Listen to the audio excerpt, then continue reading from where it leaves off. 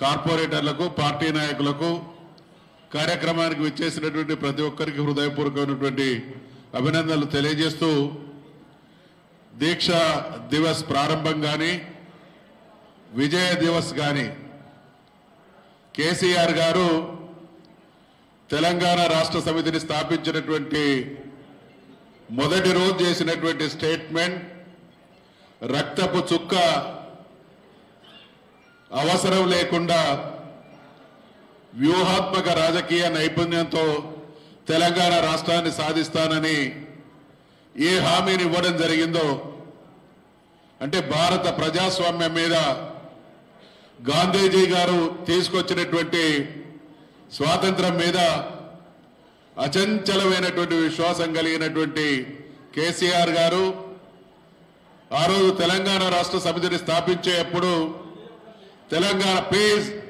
తెలంగాణ అసాధ్యమైనటువంటి రోజులవి జై తెలంగాణ అనడానికి వీల్లేని రోజులు నా సహచరుడైనటువంటి ప్రణయ్ భాస్కర్ గారు ఆ రోజు మేము శాసనసభ్యులుగా ఉంటే తెలంగాణ అనేటువంటి అంశాన్ని లేవనెత్తితే ఆనాడు ఉన్నటువంటి సీమాంధ్ర అహంకార పూరిత ప్రభుత్వం తెలంగాణ అనేటువంటి పదం ఉచ్చరించడానికి వీల్లేదు అని నిషేధం కొనసాగినటువంటి రోజులలో కేసీఆర్ గారు బీఆర్ఎస్ పార్టీని టీఆర్ఎస్ పార్టీని స్థాపించడం జరిగింది.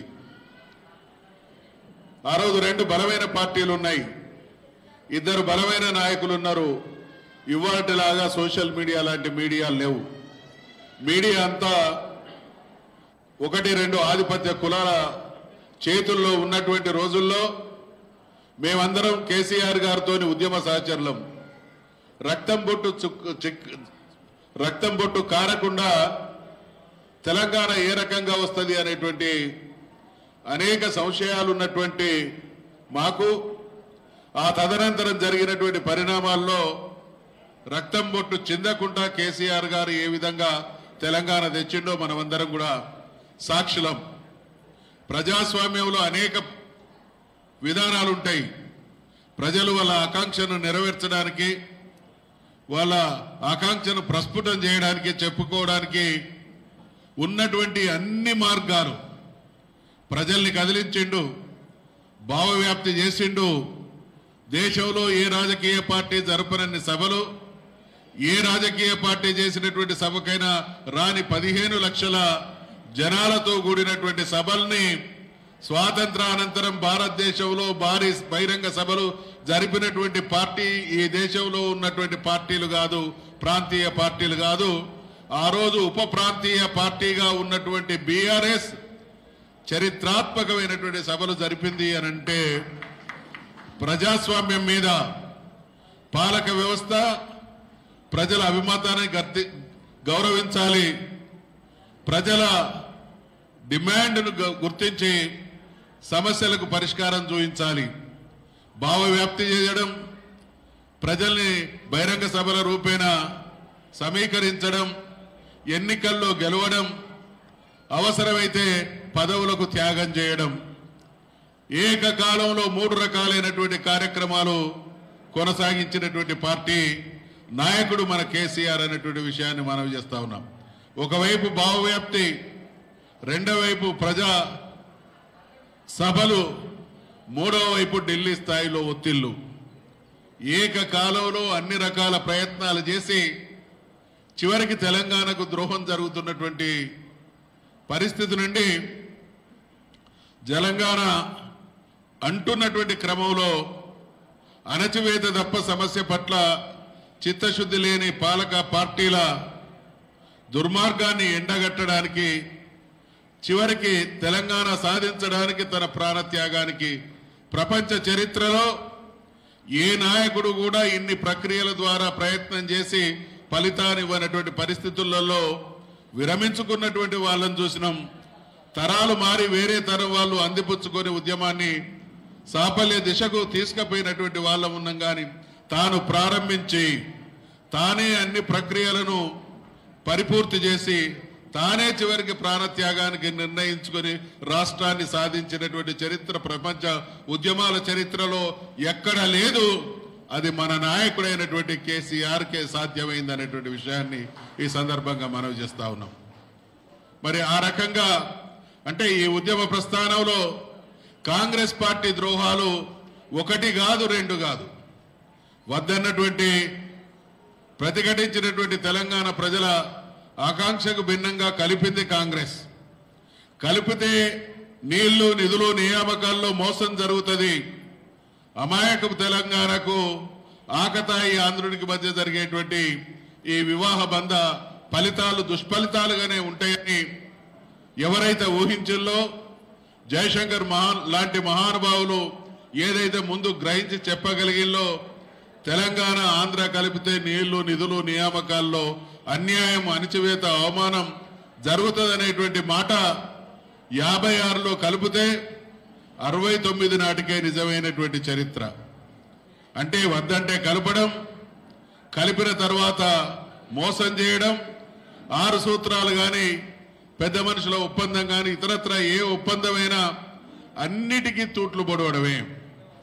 చివరికి తెలంగాణ ప్రజా ఆకాంక్షను ఏ విధంగా రద్దు చేసిల్లో కూడా మనం చూసినాం. ఎన్నికల తీర్పును రద్దు చేస్తారు, ప్రజలు పోరాటం చేస్తే కాల్చి చంపుతారు. ఒకవైపు ఇటువంటి దుష్కృత్యాలు దుర్మార్గం కొనసాగిస్తూనే తెలంగాణ ప్రజల్లో ఉన్నటువంటి ఆకాంక్షను గౌరవించడానికి భిన్నంగా తెలంగాణ పైన ఇంకా అణచివేతనే విధానంగా ఎంచుకున్నటువంటి పార్టీల చెర నుండి తెలంగాణ సాధన కోసం కేసీఆర్ గారి పిలుపుకు స్పందించి యావత్ తెలంగాణ ఇక్కడ ఉన్నటువంటి యువమిత్రులు పెద్దలు అనేక మంది కూడా ప్రత్యక్ష ఉద్యమంలో పాల్గొన్నటువంటి ప్రతి ఒక్కరికి హృదయపూర్వకమైనటువంటి అభినందనలు ఈ సందర్భంగా తెలియజేస్తా ఉన్నాం. మరి ఆ రకంగా కేసీఆర్ గారు ఆత్మాహుతి ప్రాణ త్యాగానికి కూడా విరవక సాధించినటువంటి తెలంగాణ వచ్చిన తర్వాత తెలంగాణ సాధించుకున్నాం. కానీ తెలంగాణ వచ్చిన తర్వాత జరిగిన కుట్రలు కూడా మీకు తెలుసు. ఆ రోజు తెలంగాణ వచ్చేటువంటి క్రమంలో అనేక రకాలైనటువంటి అపోహలు సృష్టించబడ్డాయి. తెలంగాణ వస్తే నీళ్ళు ఎక్కడొస్తాయి, తెలంగాణ వస్తే నిధులు ఎక్కడి నుంచి వస్తాయి, తెలంగాణ వస్తే కరెంట్ ఎక్కడి నుంచి వస్తాయి, తెలంగాణ వస్తే పరిపాలన సాధ్యమవుతుందా అంటే ఇవాళ కూడా తెలంగాణ విషయంలో జరుగుతున్నటువంటి కుట్రల్ని మనం అర్థం చేసుకోవాల్సినటువంటి సందర్భం ఇది. ఆ రోజు తెలంగాణ సాధించుకున్నాం, కానీ తెలంగాణ సాధించబడ్డ తర్వాత కూడా అస్థిరపరిచేటువంటి కుట్రలు సాగినాయి.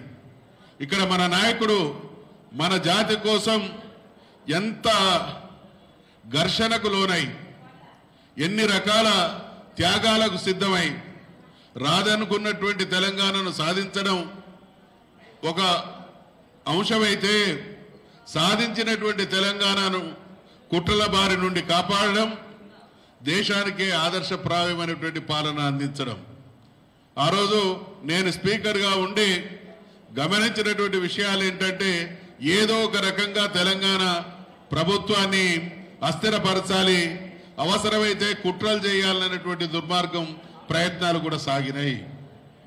ఎవరికి తెలియదు ఈ కుట్రలన్నింటినీ కూడా తన గుండెల్లో దాచుకొని వ్యూహానికి ప్రతి వ్యూహాన్ని రచించి ఒక సుస్థిరమైనటువంటి ప్రభుత్వాన్ని ఏర్పాటు చేసి 9.5 సంవత్సరాల కాలంలో ప్రజలు ఆశించిన దానికంటే దేశంలో ఉండేటువంటి రాజకీయ పార్టీలు అబ్బురపడే విధమైనటువంటి పాలనను అందించి తెలంగాణ అంటే అభివృద్ధికి చిరునామాగా తయారు చేసినటువంటి పాలకుడు. భారతదేశంలో ఇప్పటి వరకు వందలాది మంది ముఖ్యమంత్రులు వివిధ రాష్ట్రాలను ఏలి ఉండవచ్చు, కానీ అస్తవ్యస్త పరిస్థితుల నుండి ఏర్పడ్డటువంటి ఒక రాష్ట్రాన్ని 9.5 సంవత్సరాల కాలంలోనే దేశం కాదు ప్రపంచం కూడా తెలంగాణ వైపు చూసేటువంటి పాలన కొనసాగించినటువంటి గొప్ప నాయకుడు మన నాయకుడైనటువంటి కేసీఆర్. అందుకనే మరి అటువంటి పాలన చూసినాం. ఈరోజు 2 సంవత్సరాల కాంగ్రెస్ నిర్వాకాన్ని చూస్తున్నాం. ఆ రోజు దీక్షా దివస్ కావచ్చు, విజయ దివస్ కావచ్చు, తెలంగాణ ఉద్యమంలో మమేకమైనటువంటి ప్రతి కార్యకర్త, ప్రతి నాయకుడి బాధ్యత ఇవాళ తెలంగాణలో జరుగుతున్నటువంటి దాష్టికాన్ని ప్రతి క్షణం ఎండగట్టాల్సినటువంటి బాధ్యత అవసరం ఉంది అనేటువంటి విషయాన్ని గుర్తు చేస్తా ఉన్నాం.